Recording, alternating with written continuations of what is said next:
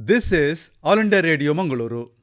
Dear listeners, in today's Talk in English program now, Mrs. Asha Ravi will speak on the subject Peace in the Time of War and Chaos.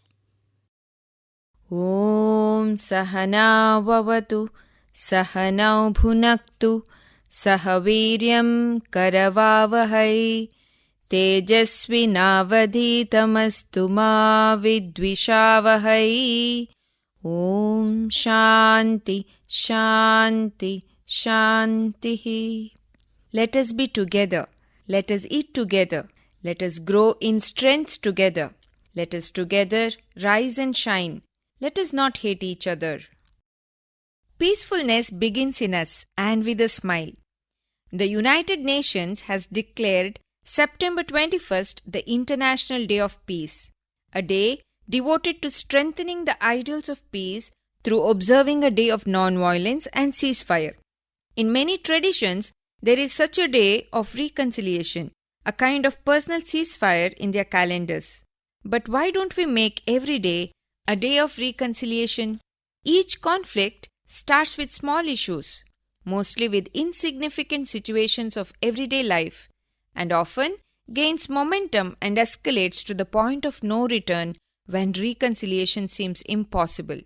Peace is important because it brings unity, optimism, and collaboration among society and nation. Peace, love, and happiness is what unites all human beings across boundaries. Peace is in its truest sense a path we take for bringing growth and prosperity to the society and nations. If we do not have harmony achieving political strength, economic stability, and cultural growth, evolution is impossible.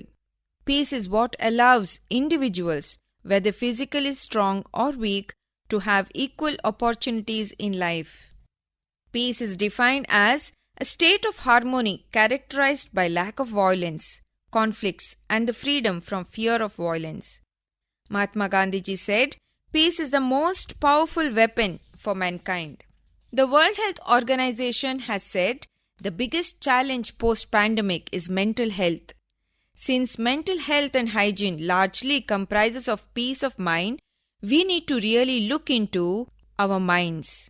The origin of violence and war also starts with the thoughts in mind. It starts with small thought of violence and leads to physical manifestation at the end. If we take a closer look, war is also fought with an aim of achieving peace. But war is definitely not the right way to achieve peace. It takes generations together to lift mankind from war-stricken situations. A famous quote from Jimi Hendrix says, "When the power of love overcomes the love for power, the world will know peace." It is impossible to have a world peace without individual peace. Unquote. Individual peace and happiness brings collective peace. A society devoid of individuals has no meaning, as rightly said by the world-renowned humanitarian and as the person who has launched global I Stand Up for Peace campaign with the aim to bring back the focus on human values of peace, love and harmony. His Holiness Sri Sri Ravi Shankar Ji, quote, "It is the inner peace that can bring harmony in our family, in society and ultimately in the world. If each person makes an intention to stand up for peace and attends to their mental health, we can make the world peace a reality." Unquote. Peace is not something one can buy in the marketplace. It has to be nurtured within each of us. The primary obstacle to finding inner peace is the stress in the mind. Stress and aggression are directly linked. They both feed each other, thus creating a cycle of violence. An agitated mind cannot find solutions. It buckles under its own weight and complicates the problem. In these difficult times, inner peace has become more important than ever. Today, the youth and the old alike are experiencing stress, loneliness, and anxiety on an unprecedented scale. Crime, suicides, depression, and mental health have become the global concern. Recent studies in our country shows that All these are increasing more than ever. Unfortunately, neither at home or at school do we learn how to manage our mind and negative emotions, how to get rid of stress and endure difficult phases of life. This world or life is full of opposites, just like negative, positive, success, failure, happiness and sadness, good and bad, loss and gain. And if you notice, our mind most of the time it clings to the negative and aspires that negative things, situations and events should not happen or exist. But in reality, opposites always exists and will continue to exist. We need to see that opposites in our lives or in this world enhances the values of the other, and in reality it complements each other. As the mind has the tendency to cling to the negative, we need to train our mind to choose the positive with alertness and awareness. The positive choice we make in our day-to-day life takes effort and it does not come automatically. The tension, stress, anger, jealousy, negativity spurts out without our knowledge and it lingers on.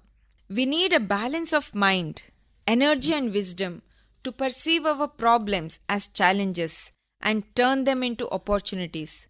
Perhaps this resilience and wisdom is what enabled life to evolve and prevail over the toughest times on the planet. Now again, with humanity at the crossroads of transformation, we need to choose to invoke the positive within each of us that will enable us to surmount the present crisis with courage, confidence and compassion. Balance and inner peace is the foundation upon which we can assemble the strength and commitment required to bring recovery and healing to the world.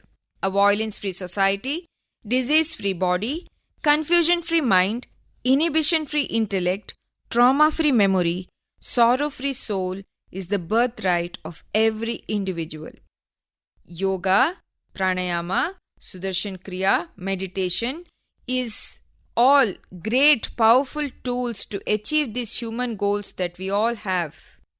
With these powerful tools and techniques, we have a choice to choose peace, health, love and joy instead of jealousy, ego, anger, aggression, revenge, hatred and violence. All these techniques help us to keep stress-free and keeps a balance and equilibrium and enhances our awareness, alertness and keeps our energy to the optimum level. When we are healthy, energetic and alert, we are automatically positive and peaceful. We are able to radiate this positiveness and peacefulness around us. Here, breath plays a key role. Breath is also one of the sure and instant ways to find balance in oneself. Bhagavad Gita, Patanjali Yoga Sutra and other scriptures have thrown light into this aspect. Our emotions are directly linked to our breath. Breath is the energy, the driving force behind our actions. Many a time, we get upset, sad or angry, or we are happy and joyful. All these moods are reflected in our breathing rhythms. By focusing our attention on the breath, we learn something about each corresponding frame of mind, about our thoughts and feelings, and at the same time, we direct or regulate this energy to flow towards us. Breath relaxes and releases us from different negative emotions and re-establishes the inner balance and refreshes us within few minutes. So definitely, these ancient techniques like pranayama, Sudarshana Kriya and meditation help one to find the inner calm, peace and balance and brings positiveness and alertness to the whole being. It creates a peaceful presence and allows us to be dynamic in the outer world. It helps us to be the change we seek ourselves and gives the power to transform the environment around us. Let us all make the right effort and wise choice to live a peaceful and productive life. Remembering the words of Eleanor Roosevelt, It isn't enough to talk about peace, one must believe in it. And it isn't enough to believe in it, one must work at it. Dear listeners, you have just heard Mrs. Asha Ravi speaking on the topic Peace in the Time of War and Chaos. This talk came to you from the studios of All India Radio Mangalore.